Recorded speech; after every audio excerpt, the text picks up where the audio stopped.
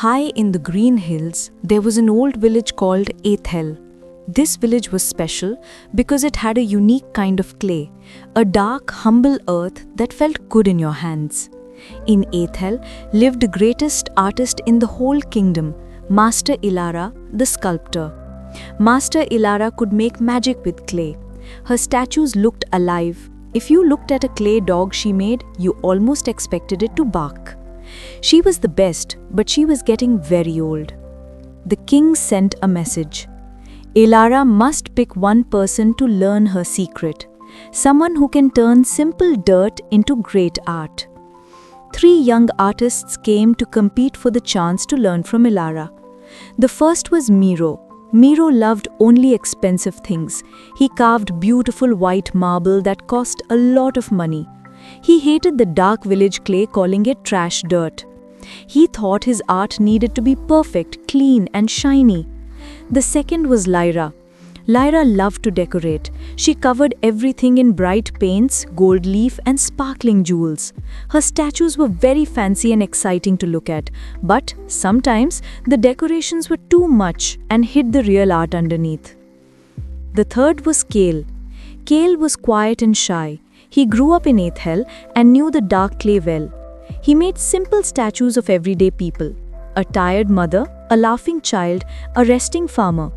His work wasn't flashy, but it felt warm and real. Ilara gave them one final test. You have 1 month. Use the dark, common clay of this village to make the best statue you have ever made. Miro was angry about the dark clay. He spent weeks trying to clean it up and make it look like his white marble. He complained about the tiny stones and specks of glitter in the clay. When he finally made his statue, a powerful armored soldier, the dark clay made it look heavy and sad. Miro had fought against the clay's nature and his soldier looked dead. Lyra decided to just hide the clay. She made a simple head and then spent the rest of the month covering it completely. She used bright white paint for the skin, threads of silver for the hair, and shining purple jewels for the eyes. Her statue was beautiful, like a doll made of riches, but the expensive layers were so thick they hid the texture and life of the clay itself. Kale did something different. For 3 weeks, he did not touch the clay. He just watched. He watched the light move over the fields. He watched the workers digging in the soil. He watched how shadows fell at night. In the last week, he finally started working. He did not try to clean the clay. Instead, he made sure the tiny specks of natural glitter, the mica, were still there to catch the light. He sculpted a simple traveler, sitting down on a bench, head resting in their hands. The statue was dark, humble, and a little rough, but it looked so real, so tired, and so full of human feeling. It looked like the traveler had just risen from the earth and would soon melt back into it. The king, Master Ilara, and the whole village came to see the final works. Miro presented his soldier. I made this dark clay look almost like marble. I beat its bad qualities. Ilara shook her head. Miro, you hated the clay. You tried to change it into something false. You made a perfect shape, but it has no heart because you denied its truth. Next, Lyra showed her sparkling jeweled statue. I used rich paint and gold to lift this common clay to greatness, she cried. Ilara gently touched the statue's arm and scraped off a small piece of paint. Lyra, you feared the clay's simple look, so you covered it in noise. The jewels are bright, but they are just hiding what is real. The decorations are all about you, not about the art. Finally, Kale brought forward his quiet, seated traveler. The crowd fell silent. The statue seemed to have a quiet glow. The natural dark clay looked rich and deep. Ilara took Kale's hands and smiled. She went behind the statue and with a quick move, scraped a bit of clay from the traveler's back, showing the raw dark earth. Look closely, Ilara said to the crowd. Miro hated this darkness. Lyra hid it, but Kale did the only wise thing.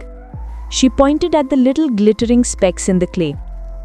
He realized that the clay's dark color, its roughness and its little stones are not bad things, they are its character. Kale did not hide the dark clay, he helped the light shine from it. He found the inner gold. Ilara looked at Kale. You are my new master. The secret of great art is not hiding the truth, but showing it in its best light. She turned to everyone. This is the rule for the clay and for our lives. We are all made of common imperfect earth. We all have dark spots, mistakes, worries, and weaknesses. Miro and Lyra show how people try to hide their true selves behind fake perfection or expensive things. But the strongest, most beautiful life is built when you accept the dark clay you are made of. Don't try to hide your faults. Don't cover your true self with false shine. Let the light of your kind heart, your honesty, and your goodness, your inner gold, shine through your struggles.